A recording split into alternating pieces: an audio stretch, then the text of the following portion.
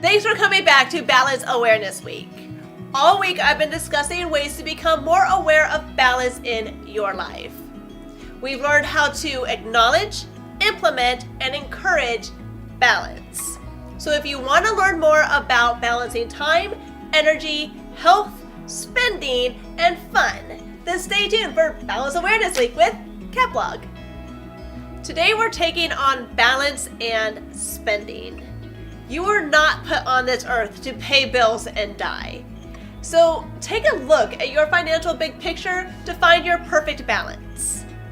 Remember to save before you spend, but know that it's always okay to spend on the right things. This balance makes the process of saving and spending much more enjoyable. But it's up to you to decide what counts as the right stuff. I want to know what you think. So join the hashtag CatChat today on Twitter and megabuzz.com at noon. Come back at 4 for the Cat live chat stream on Facebook and Twitch. And stay tuned all week for the full Balance Awareness Week with Catblog.